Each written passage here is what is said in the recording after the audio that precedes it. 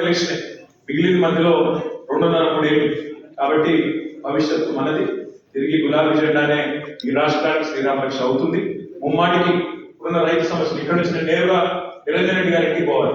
అక్కడ మన రైతు అధ్యయన కమిటీ ఇస్తున్నాం. నిరంజన్ రెడ్డి గారి నాయకత్వంలో మాజీ వ్యవసాయ శాఖ మంత్రి గారు వారి సమక్షంలో మీటింగ్ ఉంది. అందుకే నేను ఎక్కువ కాలం మీతో గడపలేకపోతా ఉన్నాను. కానీ ఆ కమిటీ ఏం పిలుపునిచ్చిన, పార్టీ ఏం పిలుపునిచ్చిన మీరందరూ కూడా పిలుపుని అందుకొని వీరయ్య గారి నాయకత్వంలో నిర్విరామంగా పనిచేసి తిరిగి ఖమ్మం జిల్లాలో, ఉమ్మడి ఖమ్మం జిల్లాలో మన జెండా ఎగిరే విధంగా అజయ్ గారు కానీ, వీరయ్య గారు కానీ, రవిచంద్ర గారు కానీ అందరి నాయకత్వంలో సమిష్టిగా పనిచేద్దామని విజ్ఞప్తి చేస్తూ చాలా సుదూరం నుంచి వచ్చినారు. మీ అందరికీ కూడా పేరు పేరున హృదయపూర్వకంగా వీరానికి అదేవిధంగా మీకు అందరికీ హృదయపూర్వకంగా ధన్యవాదాలు. తొందరలో కేసీఆర్ గారు కూడా మిమ్మల్ని కలుస్తారు. వారు కూడా అడిగారు, వీరయ్య గారు అడిగారు, అన్న మా వాళ్ళు కలవాలని కోరుకుంటున్నారన్నారు. ఒక తేదీ ప్రకటించి మిమ్మల్ని అందరినీ తెలుసుకుంటారని చెప్పారు. కాకపోతే మీకు 26 నాడు మరి టైం అయిపోతుంది కాబట్టి లోపల ఒకసారి ఇక్కడ బాబులో కలుద్దాం.